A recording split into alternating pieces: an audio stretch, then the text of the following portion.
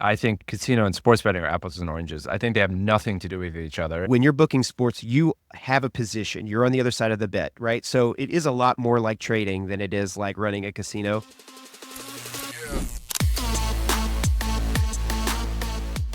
The Business of Betting podcast is presented by Optimove, the #1 CRM marketing solution for the iGaming industry. 4 out of the top 5 U.S. operators personalize player experiences with Optimove, the #1 CRM marketing solution for the iGaming industry. Learn more about Optimove by requesting a demo at optimove.com/businessofbetting. And if you like what you see, you will get your first month free. What is up, everybody? I am Jason Trost, the host of the Business of Betting podcast. I am joined today by David Hill, who's a writer. He just wrote a big feature for Sports Illustrated, who went deep into the gambling world. Thanks for joining us, David. Well, thank you for having me. It's really a pleasure to be here with you. Thanks. Well, your background is fascinating. You're one of these writers who kind of goes deep into somebody's world. You went deep in the trucking world. You went deep in the carnival world. You infiltrated a cockfighting ring. What kind of drove you to, want to be so immersed in these foreign worlds? Well, this sort of writing is like a second act for me. My original career that I did right out of college was I was a union organizer. I traveled all over the country or helping people organize unions and just sort of stirred up shit around the country. And a big part of that job and that work that I did involved me going into places that I had never been before and knocking on people's doors and meeting strangers and trying to get them to trust me and talk to me and meet all their coworkers and become a part of their lives and their community. And so I kind of had to immerse myself into these unusual, strange places over and over again. So I think when I sort of became a writer and started doing this kind of work, it was sort of a skill that I had developed over a number of years as an organizer where I could just kind of go into any situation and, ingratiate myself to whatever that world was. Ingratiation is a really important skill. Out of curiosity, for those that listen to the podcast know I'm politically minded. I consider myself left-leaning, but unions are one of those things that I've never really understood. I get this sort of emotional idea like you need a strong middle class and you need this idea of collective bargaining and the man, I guess, if you like, the big corporation might take advantage of people. I would love to hear, in your words, since you were a union organizer, the non-emotional pro-union case. Well, I think one of the best sort of non-emotional pro-union cases that I've probably ever heard made was one made by Jimmy Hoffa, who was the president of the Teamsters when the Teamsters were this incredibly powerful in the United States, where he sort of said that what workers in unions are doing is they're trying to sell their labor on the open market for the highest price that they can get for it. And I thought that probably was the best case that you could make maybe to to somebody on the other side of the political spectrum, which is to say that when workers come together and band together, all they're doing is strengthening their leverage in the marketplace, strengthening their leverage in that sort of bargaining relationship between their employer or their industry. And that happens in markets every single day.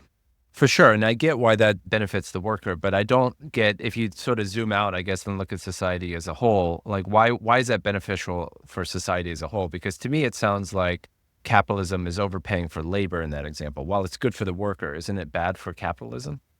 I don't think capital ever overpays for labor. I think that they always pay the least amount that they can get away with paying, right? Because, if you're an entrepreneur, you're a capitalist, then you have to make a profit. So you're never going to pay so much for labor that you don't make anything and then you're out on the street. It's just this push and pull about how much that labor is going to cost.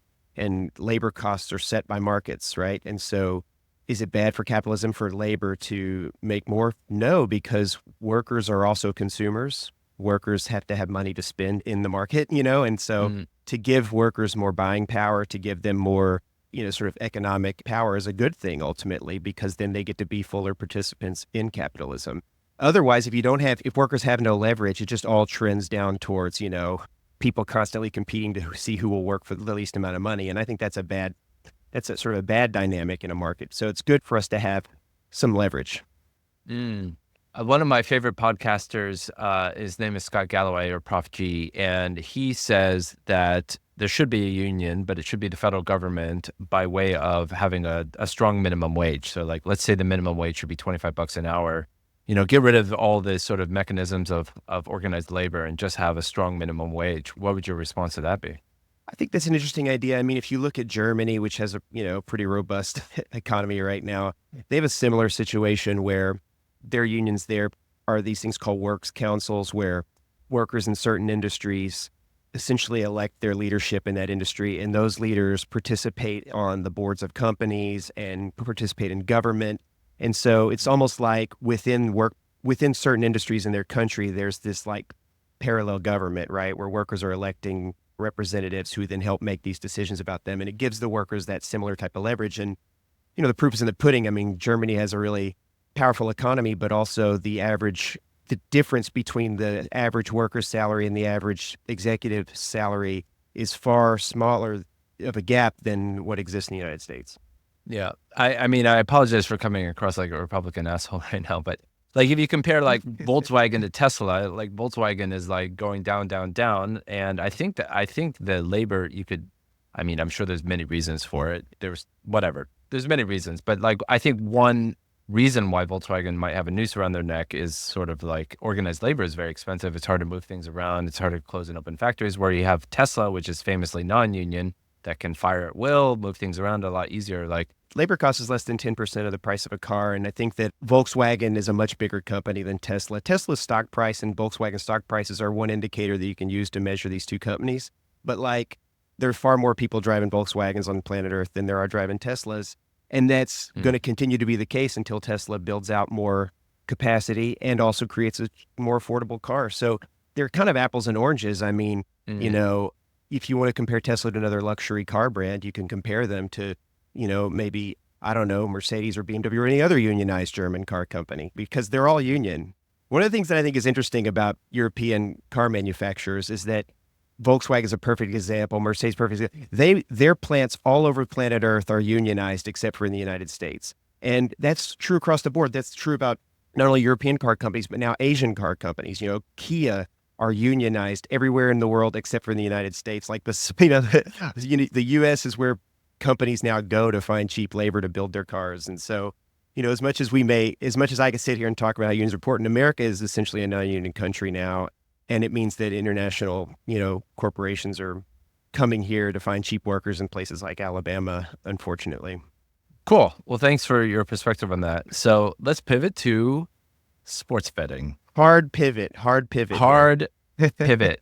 So talk to me, like what drew you to this world? I think you grew up in a place which was very famous for sports betting. Was that sort of your entry into this and built the foundation for your interest in this industry? A little bit, yeah. I mean, I grew up in Hot Springs, Arkansas, and I wrote a book about Hot Springs, Arkansas. It's called The Vapors, and it's all about the history of the city. Hot Springs was essentially Las Vegas before Las Vegas was Las Vegas. It was America's sort of original gambling capital, and it continued to be up into the 1960s. And even when I was growing up there in the 80s, it was still very much kind of a place that gamblers, a lot of the sort of city's founding fathers and leaders were still very involved in gambling, and even though it had become illegal. So I grew up around gambling, and I grew up around gamblers, and I grew up in a family where gambling was just something that people did. And Hot Springs is also a horse racing town, so I grew up around the horse races. So I think I mentioned this in the story, but I've been around this stuff my whole life. And once sports betting kind of blew up and was everywhere, to me, it was something that had always kind of been a part of my life. To a lot of people, it was the first time they were experiencing this, and it was a new thing. And for some people, it was very exciting. For some people, it was very alarming and shocking. And I felt like I had a unique perspective in that. To me, it just felt like, yeah, this is what I've been betting on ball games my whole life, and so has everybody I know. So I've always been pretty interested in gambling, and it's just something I grew up around. So what's your take on the morality of gambling as somebody that kind of grew up around it? Like, do you think it just is? Do you think it's a net gain, a net positive, net negative, or neutral? Like, what's your moral perspective of it? Yeah, I don't know that it's a moral question for me. I feel like I'm fairly libertarian when it comes to these sorts of things. Like, I don't think there's anything immoral about gambling. That's not to say that there's not any sort of social cost associated with it, right? Like, people clearly get addicted to gambling, and it can ruin people's lives, right? But I think that's also true about drinking. And I think that we as a society tried to prohibit drinking, across the board. That didn't work. So what we then tried to do was figure out how to permit it regulate it, and also educate people and treat people that struggle with their ability to drink responsibly or drink socially or recreationally, right? And it's taken America a long time to get to that place, but I don't think that anybody in America today would say that drinking, well, there are certainly people that think that drinking's immoral, a lot of them back where I'm from, but they're a minority, right? Like the vast majority of Americans would not say that drinking alcohol is immoral, nor would they say that, nor would they equate having a glass of wine at dinner with being, with alcoholism. So we're not yet to that place yet with gambling, but I believe that we probably will get there at some point where people who don't gamble will also understand that, like, you can bet on a ball game socially, recreationally, whatever, you know what I mean? Like, in the same way that you can have a glass of wine with dinner, and it doesn't necessarily have to mean that you're going to, bankrupt yourself or become like an addict. And that people who do become addicted to this, there needs to be proper places for them to seek help and treatment and to help them deal with that. So that's kind of how I feel about, I really do think that there's real parallels between the beer and alcohol industry, the tobacco industry, and other things in America, other vices that we've figured out how to, manage, and gambling. I just think that gambling's the one that has come the latest. This is not gambling's first act in America. I mean, we've gone through this before. I mean, and I talked about this a little bit in the story, but in 1950, gambling was incredibly popular in the United States, and it was everywhere. And there was a lot more people that gambled, and especially on sports. The sports and gambling were completely intertwined in the first half of the last century. And there was a big sort of national push to shut gambling down, but it wasn't because it was seen as immoral. It was because the gambling was where the organized crime were getting all of that. Was what they had turned to after Prohibition after the Volstead Act, and there was no more bootlegging. They turned to running gambling. And so the push to shut down gambling in the 60s by Kennedy was to stop the mob. And he succeeded in that, but what it did was it sort of pushed gambling into the shadows for quite a long time, and it created this sense that gambling was a criminal activity, but not necessarily an immoral one. So if I were to sort of summarize and guess what you would say, I mean, there's no question there's a huge proliferation of sports betting in the United States. It's exploded. It's hard to turn the TV on without seeing a gambling ad. I guess you would kind of say that it's always been there. It's always part of our culture. A big part of the creation of sports is around this, and it just is. It's not a good or a bad thing. It just is. Would that be how you would think of the industry right now? I would say that that's what I would say about the evolution of gambling and sports gambling in America. Whether or not I would say that the way that gambling exists in America right now is, good or, above reproach or whatever without criticism I don't think so. I think that there's plenty to criticize about the way that gambling is manifesting itself today in America post-PASPA. And there's probably even plenty to criticize about the way gambling was before PASPA, when it was sort of operating in these black and gray markets. But the act of gambling itself, like just placing bets on sporting events or whatever, I think that has always been a part of sports. And that's true. I mean, sports evolved around gambling. The first sports in America were foot races that people did to, bet on each other. Boxing and these sorts of things evolved out of people wanting to bet. So I believe that the two things have always been intertwined, whether or not the sort of modern sporting public realize it or want to believe it or not. Some of my fun historical gambling facts is a lot of the study of probability and statistics came from French aristocrats who wanted to get an edge during their game playing, when they were stuck at Versailles and all these beautiful chateaus, they wanted to beat, their neighbor at whatever game that they were playing. Like, that's where a lot of probability came from. Another story was that AT&T's long distance network was built by gamblers who were looking to, you probably know the story better than I do, but it's like one of these things like the porn industry did digital payments online for the first time. And I think sports betting was a big part of the generation of a lot of different industries. Yeah, the wire, not only was the sort of wire, which is what they sort of called the wire, but really it was an early internet. It was gamblers around the country who took over Western Union lines in order to transmit sporting results to each other instantaneously so that they could book bets quicker and not have to wait for newspapers to travel across the country. That was all put together by Mo Annenberg, who was a newspaper mogul, who also was, involved in the bookmaking business. And it was an incredibly powerful thing. And it was basically the internet. We were transmitting sporting results to gamblers in America long before we were transmitting any other kinds of news. You know what I mean? There was the stock market tickers and there was sports gambling information. That's the only thing that was traveling across these wires in real time. The only kind of real-time info we were getting in America for a long time. It wasn't what the Kardashians were wearing in 1953? Well, it was somewhat similarly trivial, but yes. Good. I mean, I don't think of myself as too old, but I'm 43, and I still remember that I would find out the score of the baseball game the next day in the newspaper. Like when I was 8, 9, 10 years old, I was a Phillies fan, and it's crazy to think that like that was normal back then. You'd listen to it on the radio, and like if you wanted to know who won the game, you either had to listen to it live or like check the paper the next day. And it's a new world that we live in. So as you're going down these, I mean, you met lots of, I would call, characters in the industry. One of my perspectives on sports betting is I run a sports betting company. I run an exchange similar to the sport trade exchange that you interview Alex in the podcast. And one of the things I think of myself as an outsider from the industry. I was never really into sports. I love trading and I love buying and selling things. And I was a computer geek. So I kind of come at sports betting from the financial technology perspective, not from the I love the Phillies and I want an edge on Lenny Dykstra kind of thing.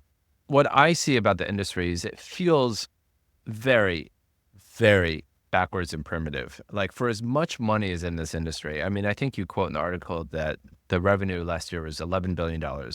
And then you have Jason Robbins talking about sports betting's entertainment and we ban winners and da, da, da. And what I hear is an industry that is like, I don't know, like Blockbuster in the 90s kind of like pops up. Yeah, it worked for a time and place, but it just sounds like a completely, like the guy you, at the beginning when, the guy sitting, waiting, running to hit the bet button when like there's a home run about to score, just sounds so primitive and so backwards. What do you think of that perspective? I'm not sure if it's that it's primitive because in some ways, a lot of the challenges that exist today were created by the technology that the effort to try to offer more gambling options and more bets, right? The fact that FanDuel or DraftKings, for example, have 50,000 bets a day, are taking live wagers on all these sporting events, they're trying to offer something that's at such a scale that it creates all of these challenges for them. And then in order to fix those challenges, they create a situation that's they create problems for the bettors. If you go back to like the way sports used to be booked in the sort of primitive days, the old days or whatever, these problems didn't exist because they didn't offer that many bets. They only offered the amount of bets that they themselves, those human beings, could manage to trade, right? And so as they scale up, they're having to develop not only technology to offer these bets, but the technology to trade and manage their risk, et cetera, et cetera. And that's what I think is really lagging behind is solutions to that don't involve them just banning a lot of people out of the marketplace. So I actually think that these are some very modern challenges and modern problems that were products of technology that didn't exist before. So, I mean, I'm coming at it from a different perspective and I'm trying to speak from like, I guess the operator side. And from my perspective, at least in the business model of sports betting, I think if you go back to the 50s that, in the hot springs as example, when people are taking baseball bets, I don't think the business model has really changed that much. I mean, I think the average margin in a sports bet back then may have started at 5, 6, 7, 8%, and it's about 5, 6, 7, 8%. And these more exotic bets that weren't around when, back 60, 70 years ago, like that's true. They weren't around, but the margin on these bets, like Ohtani to score a home run, like the margin is going to be insane. Like it could be like 30, 40% operator margin in these odds. And so when I say the modern industry is primitive, it's because we have technology, we have computers, we have algorithms, we have mathematicians, we have PhDs, and really even these big giants in these sports betting, the FanDuel, DraftKings of the world, you name it, like the BetMGMs and the Fanatics and the pricing is quite primitive. I used to be a stock trader. That's how I got into my first job at a university as a stock trader. And we would fight for like a penny. Like if you could get 5 cents when you're buying and selling, you made money. Like that was a great trade. So you're like fighting for what you would call basis points. And then I got interested in political betting, which showed me betting exchanges. And then one of my buddies showed me there was a betting exchange in London. You could trade sports. And I was like, well, what's the bid offer spread? Like, how much do you pay? And I saw it's like, it starts at 5%, from a world where back in 2003, 2004, where like a penny was a big deal in 2003 for stocks. And like people, who would ever pay 5% to place a bet on sports? And it turns out everybody pays 5%. Like think about, you get I don't know what the mortgage rate is in the United States, like 7, 8% or whatever. Like you buy a house, you get a loan, you're paying 7, 8% after a year. In sports betting, you're paying 5% after like 10, 20 minutes. So my perspective is that the business model is ridiculous. Like the edge that these operators are making is ridiculous. Yes, they can get screwed by Dave sitting in the outfield who's hitting, who's court siding. By the way, I think court siding is stupid. And A, it's easy to detect, and B, it shouldn't be allowed. I mean, like the fact that these operators can't exist, I think is evident. The fact that this guy can sit in the outfield and keep hitting $500, that's when somebody's about to score a home run, shows me how unsophisticated these technical platforms are, in my opinion. So I would argue that the business model is roughly the same from sports betting in the 50s, 60s. It's just scaled up digitally, and that this industry needs a revolution in technology and thinking. And the end effect, sorry, I'm on a bit of a rant right now. It's okay. It's your show. Well, I want to get your thoughts. I mean, I'm like setting up a big point for us to kind of get into the weeds on this, but the end effect, I think, is that people are getting ripped off. This $11 billion of revenue that you cited is coming out of people's pockets. And like, why shouldn't it be like 500 million instead of 11 billion? The reason is these sportsbook operators need to make so much money. You got to feed the beast. You got to feed these marketing machines. And it's like Blockbuster. It's so slow. You got to rewind the tape. You got to like look at movie posters. You have to go to the store. Like that's the equivalent of way sports betting is today. Your thoughts? I think it's very apt, this comparison. And I think that your point about why can't it be less money is also something that I came to think at the end of my year of reporting this story, right? Like when I talk to people about what's the future look like, a lot of the people I talked to for the story said, I think the future looks much smaller than it does today. And what I think they meant by that was that these companies, like the big publicly traded sort of successful sports betting companies, successful meaning, successfully, I don't know how you want to define it. Some of them aren't profitable, even though they've got all the market share. Some of them are profitable, but they have small market. So I don't know how you would define success. But let's just talk about FanDuel and DraftKings, the two biggest companies in the market. They're already trying to pivot out of sports betting. They're already going to the states where they've gotten sports betting, and they're asking those states to give them mobile casino. Because, look, DraftKings just had a Q3 report that just came out. Sort of unfortunately past my deadline for the story, but it was great because they had to go to their shareholders and say, oh, we're hitting all these headwinds because of some customer-friendly sporting results.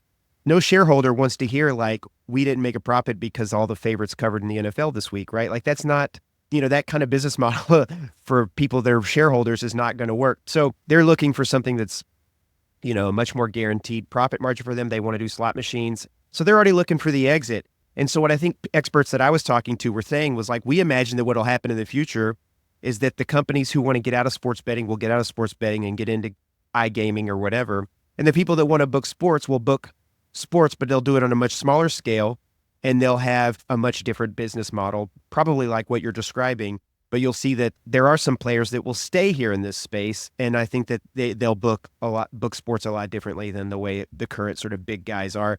The real question I have is, will they also decide to go public and be publicly traded? Because having shareholders enter into this picture, it does sort of make things a little bit.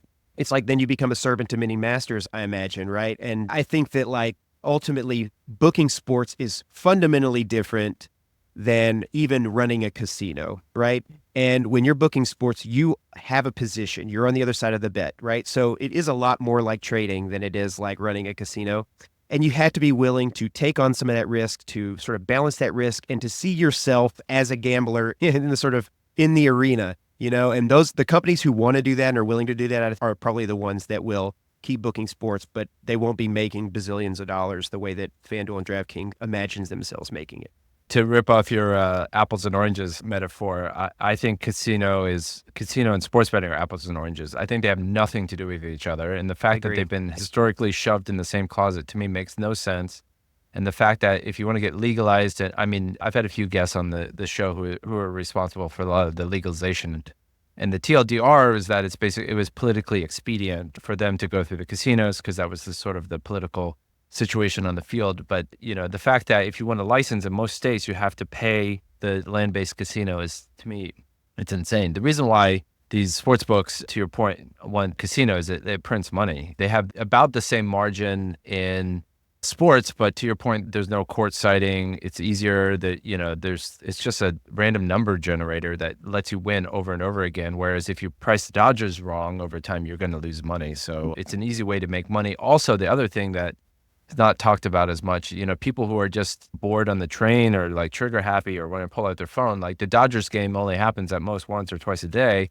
Whereas like I can spin my wheel like every 30 minutes if I want to, or every 10 minutes or between meetings. So like the casino also feeds that sort of like the trigger happy impulse between games, if you like.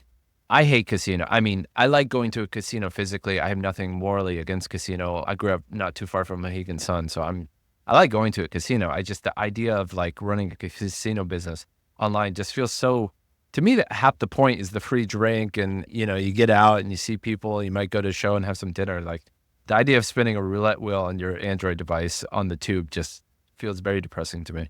To your point about one of the things that doesn't often get talked about from insiders is this idea of like favorable results. I mean, sometimes we say that to our investors too, and it's not true. The issue though is, and I don't know DraftKings numbers intimately, but like, let's say their average margin's 10%. And if unfavorable results go against them, which they can, it could be either because of bad trading, it could be because of advantage players, it could be because of Dave in the outfield has screwed them over. It could be for a lot of different reasons, but they go from a 10% margin to an 8% margin. I mean, they're still making 8% on customer money. And going back to that, if I put my money risk-free into a treasury bond, I get 4.5% in 12 months. Like I need 12 months to make 4.5%. DraftKings needs about an hour to make 8% of your money. So even though based on their model, they're going to be underperforming, they're still making 8%. And the reason why they're complaining about it is because they have thousands and thousands and thousands of employees and they dump bonuses and promotions on people and they do lots of unprofitable behavior. To me, in my perspective, is just untenable and not scalable and not sustainable. But that's the model that FanDuel and DraftKings are pushing, and it's working so far. So far, the people like me and Sport Trade, we haven't made an impact, but I do think if sports betting in 10 years will get rationalized and hopefully the market will shrink. Like I think the market should shrink in size. I also think that the exchange model is very interesting, and I wish I had more column space to write about it. It was a pretty big story that I wrote, and I think there were a lot of things that I learned and that I reported on that were fascinating to me that honestly were kind of a little bit too in the weeds for the lay public, but the exchange model was one of those things. And, one of the things I thought was really interesting is how in Europe there's Betfair and these very large exchanges, and how a lot of times sports something books, called Smarkets too. in Smarkets. But one of the things that I learned is that sports books, and even long before PASPA, even just like regular bookies, underground bookies, have always relied on these exchanges to lay off action and to balance, to help sort of manage their risk. And the fact that we see some American sports books now opening offices in Ireland so that they can get access to these exchanges as to be a part of their ecosystem says a lot, And so to me, it feels like there's a need for a big national exchange to exist side by side with some of these companies anyway, just so that in the old days, they had what were called layoff bookies, and layoff bookies sort of operated as the exchange for bookies around the country who would call into this layoff bookie and figure out how to manage money that way. And the layoff bookies made a lot of money. So, I do think that the exchange model is very interesting to me, and it does seem like it has to be a part of the future of sports betting. My vision of exchanges is that I think eventually, I mean, it could be 20 years, it could be 2 years, but I think sports betting is going to follow the financial industry where you sort of have the exchange level, then you have brokers that sit on top of that. So, you have your New York Stock Exchange as the base layer, then you have your Charles Schwab on top of it, and Charles Schwab has a relationship with the customer.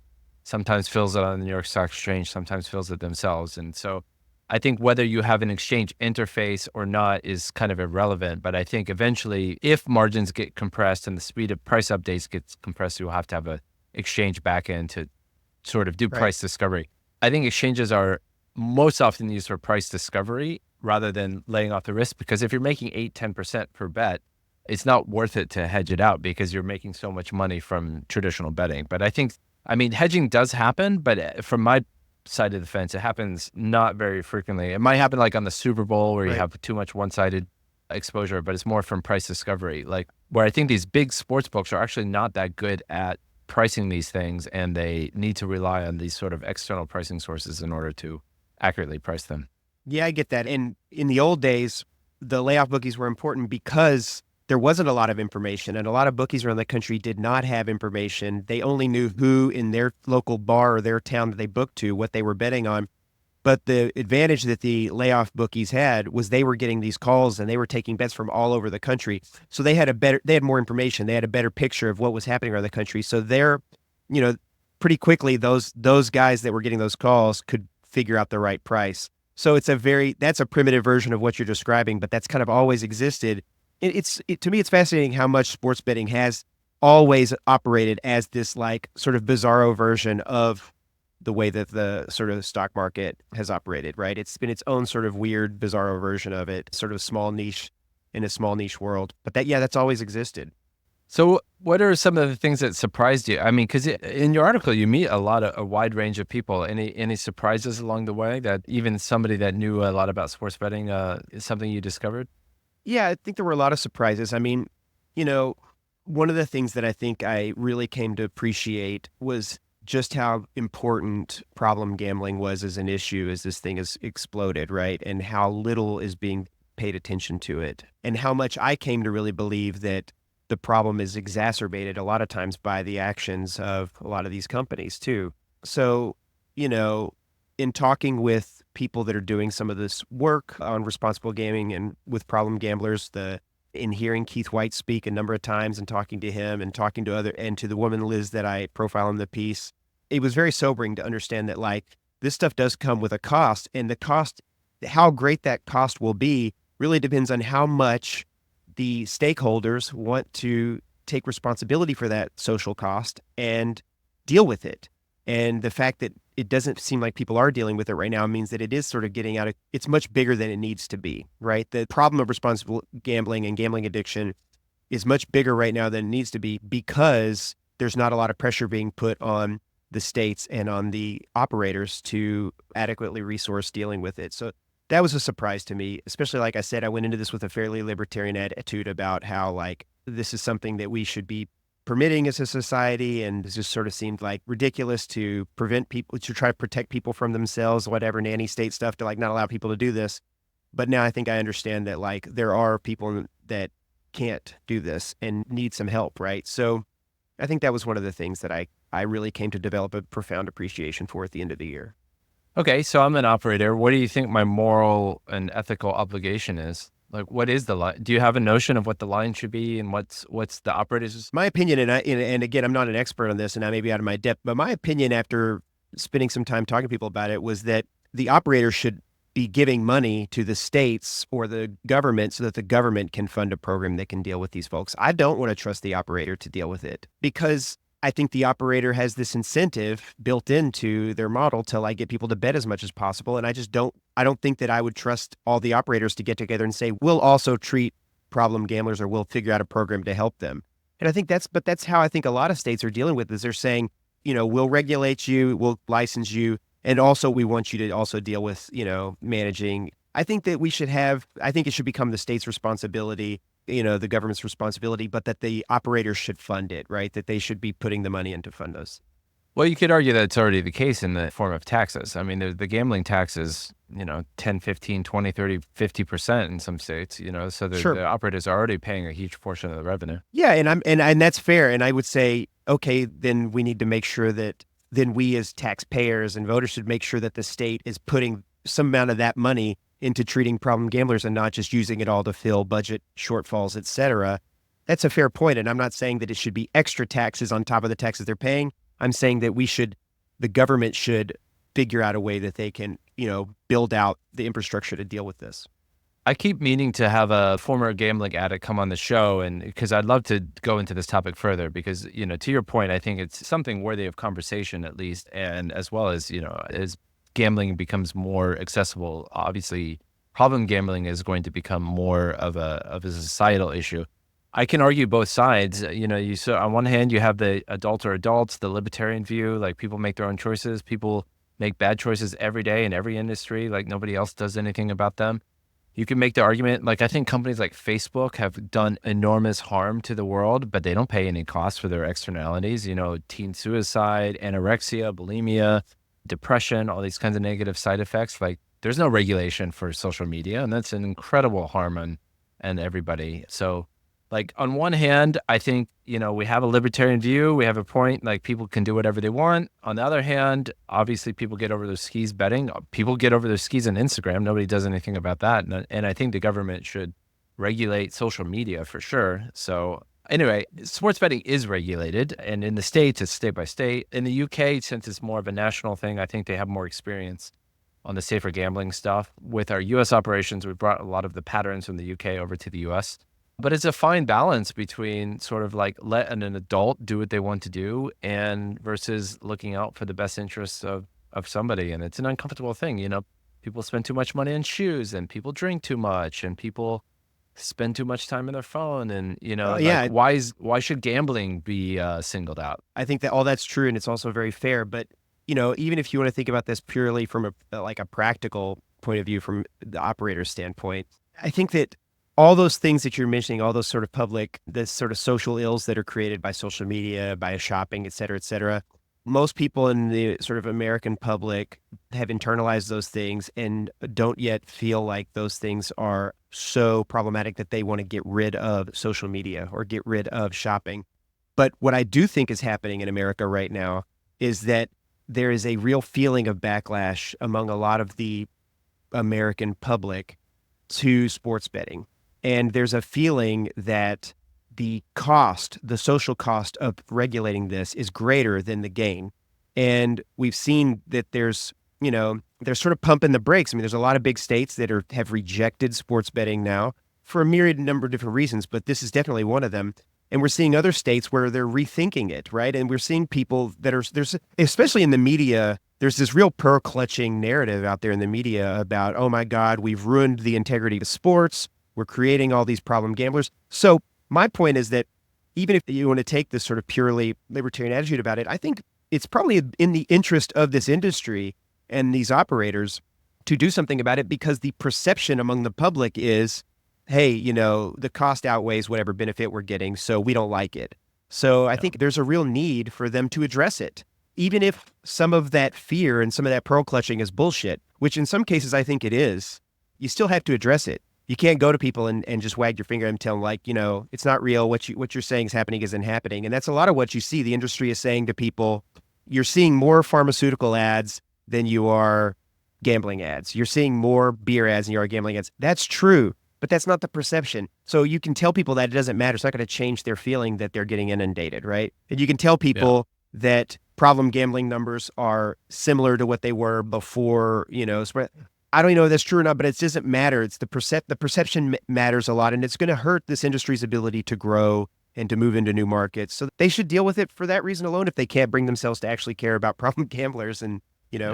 Yeah, I completely agree that the industry should look after itself so that the public doesn't turn against it. But I would, as a good lefty, I think the industry should be properly regulated. I don't think you should leave drug regulation to Pfizer to decide what drug is safe. I think we need an FDA. And I think we want the government deciding what's safe and then holding the licensees to account. At the same time, I also think that the sports betting reaction gets exaggerated, even though I think that there is some excess in sort of the traditional model, especially with the pricing. I think it's a little bit exploitative, the way sportsbooks are pricing their sportsbooks. But that said, I think it's no question like society is getting lonelier and lonelier. People are getting more depressed. I mean, I think one of the big reasons that Trump got elected, people are angry now. People feel fucking angry. And a lot of people blame that on COVID, but I think it's the phone. Like if the test everybody likes to ask people, like, are you happier, are you better off than you were 4 years ago?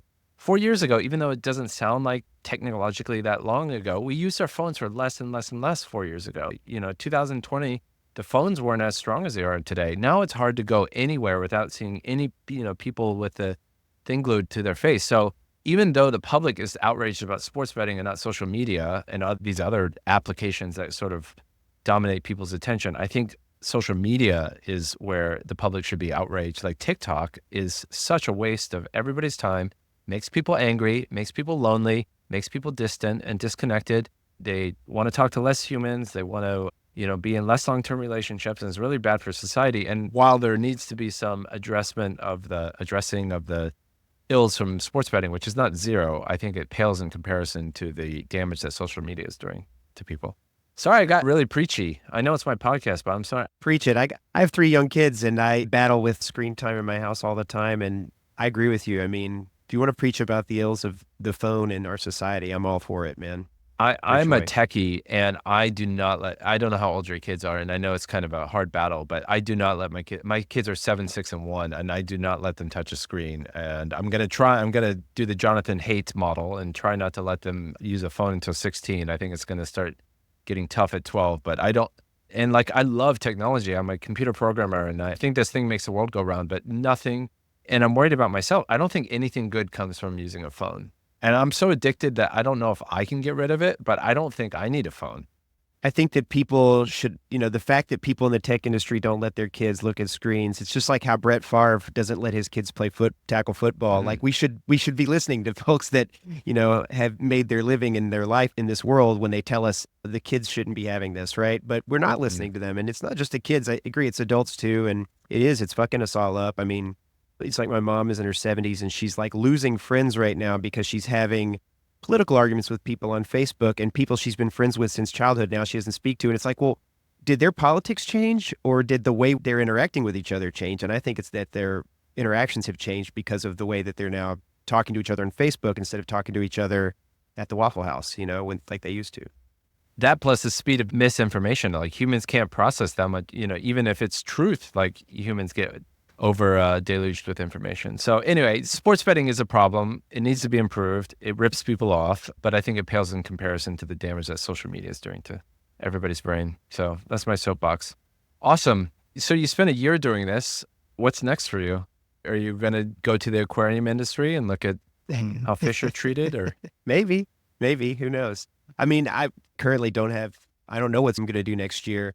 I have another book that I'm working on that I'm trying to finish a proposal for. And, I'm always taking new magazine assignments, and, new ideas will come across the transom or whatever. So that's what's kind of cool about this job and this life, is that like whatever sort of weird little interest I get, I can just sort of follow that rabbit down the trail, And so I don't know, but I do hope, this piece that I wrote for Rolling Stone, who knows, there could be a book there. I mean, there's a lot that got left on the cutting room floor. It was a year I felt like I over-reported the story. It's 10,000 words, so it's quite a beast of a story. But even in that, I think there's a lot that I learned and a lot of cool people I talked to that got left out. So maybe there's a way to expand this project or do something more with what I learned about the sports betting industry too. Great. Before I let you go, what do you want to be when you grow up? Man, I just, at this point, I'm just trying to think about what my kids are going to be when I grow up. So I just want to be proud, you know what I mean? And be a proud father and husband when I grow up. I think that the job that I have now is what I always wanted to be when I was a kid. And I just feel, completely blessed that I get to do this. Somebody just said to me on Twitter the other day, "Oh, it seems like you have a really cool job." And I said, it is pretty cool. And it's good that it's cool because it doesn't pay very well. So I do feel very lucky that I get to do what I do for a living. It's made my life richer.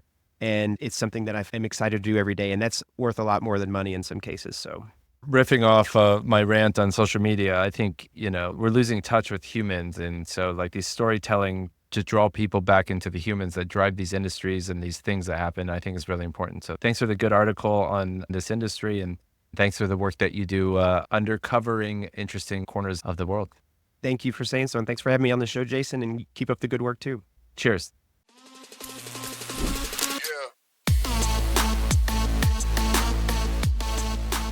The Business of Betting podcast is presented by Optimove, the #1 CRM marketing solution for the iGaming industry.